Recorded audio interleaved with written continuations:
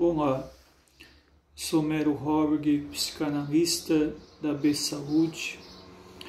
Nós vamos hoje com outro vídeo elucidativo com explicações psicológicas do campo intuitivo da psicologia espiritualista.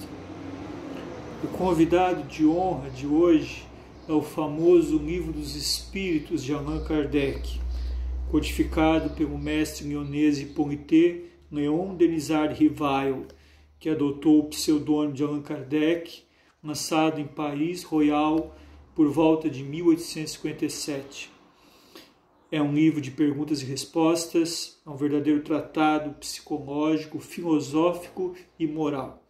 Nós fazemos a abertura ao acaso e depois, com os nossos mínimos conhecimentos e pedindo o apoio e o amparo do mundo maior, nós faremos a interpretação psicológica para você adaptar ao seu dia a dia, à sua vida, ao momento que você esteja vivendo.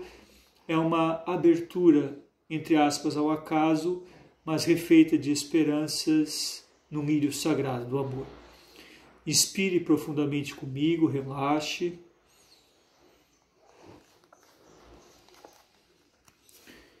Questão 678 de um Livro dos Espíritos, capítulo 3, inciso 2, Lei do Trabalho. Nos mundos mais aperfeiçoados, pergunta Allan Kardec, o homem está submetido à mesma necessidade do trabalho? Resposta dada pelos espíritos superiores. A natureza do trabalho é relativa à natureza das necessidades. Quanto menos as necessidades são materiais, menos o trabalho é material. Mas não creiais com isso que o homem fica inativo e inútil. A ociosidade seria um suplício em lugar de ser um benefício.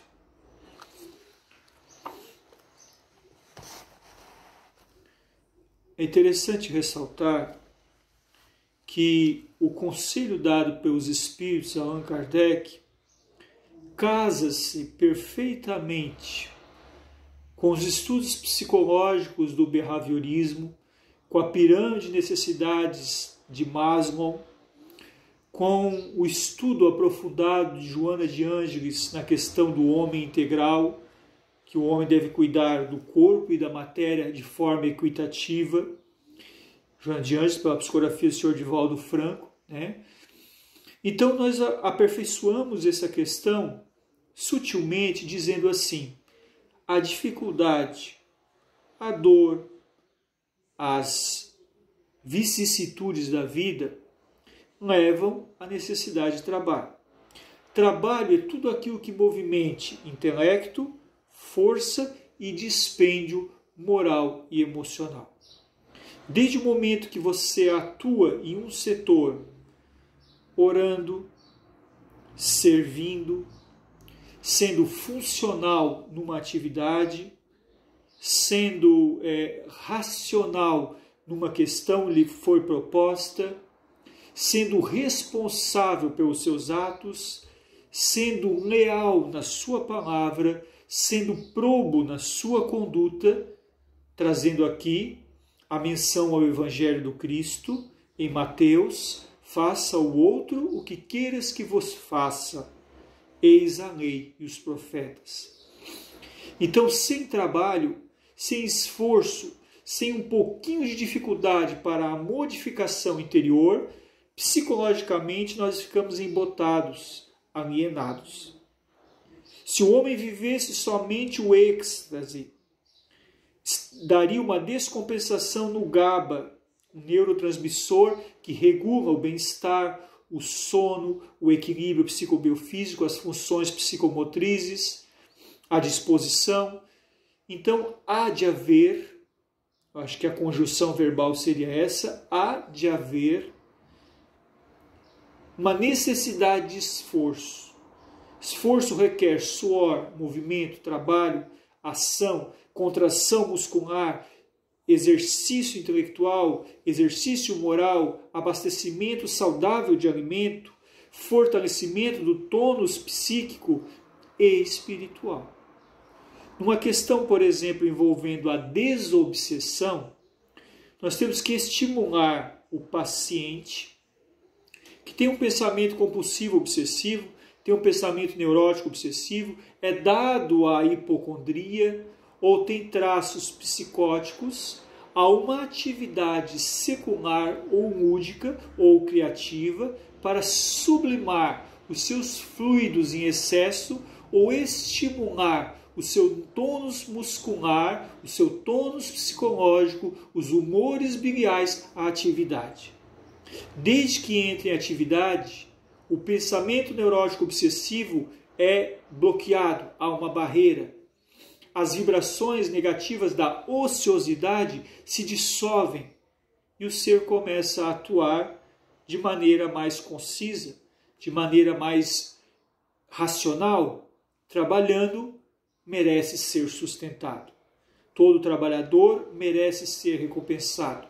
Quando Deus nos vê, ainda que em dificuldades, ainda que em limitações, ainda que jungido à ganga das nossas cruzes, nossos desarvoros e nossas limitações acerbas, e começamos a atuar trabalhando pelo bem, Deus ajuda. Senhor Deus ajuda.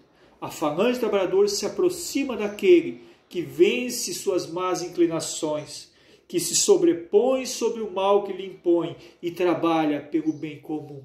Trabalha sem cessar. Meu Pai trabalha sem cessar, dizia Jesus no Evangelho de João. Então isso é muito importante. O trabalho ele não é apenas remunerado materialmente. Qualquer atividade que movimente o campo intelectivo, desbloqueie a cognição, aclisole o pensamento disperso, foco na atenção, movimento físico, inspiração, expiração, inalação saudável, digestão calma, equilíbrio psicobiofísico, vontade de servir e de ajudar, atrai, suscita a mente o amparo dos bons espíritos, que virão lhe secundar para a reversão de um trauma ou de uma doença psicológica.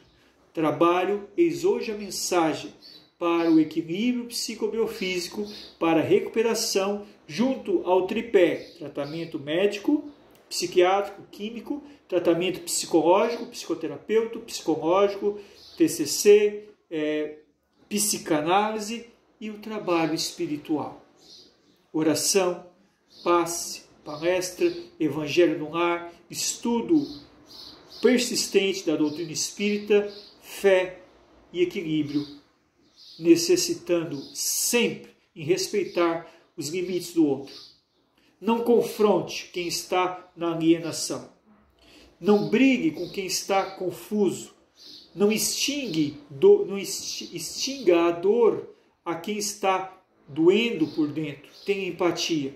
Se colocando no lugar do outro, sendo plausível para ouvir o outro, sendo coerente nas suas decisões e probo na sua conduta, o bem te ajudará. E a depressão perderá sua força. Os movimentos esquizoides serão menos incisivos, com menor índice de surto psicótico, e a ansiedade perde a sua força. Através da psicologia espiritualista, você encontra uma grande ferramenta pelo trabalho no bem para curar-se e alimentar o seu lar e a sua família de boas vibrações. Homero Roberg, psicanalista, psicoterapeuta da alma, da AB Saúde, aqui hoje com você, interpretando a psicologia espiritualista para o seu bem-estar, para o seu equilíbrio e para a sua renascença diante os atos ordinários da vida. Siga-nos nesse canal, saúde mental e espiritual, compartilhe com quem precisa. Essas palavras podem tocar o coração de alguém. Melhor ainda, pode tocar a alma. O trabalho de compartilhar é um trabalho gratuito, de servir e amar com Jesus.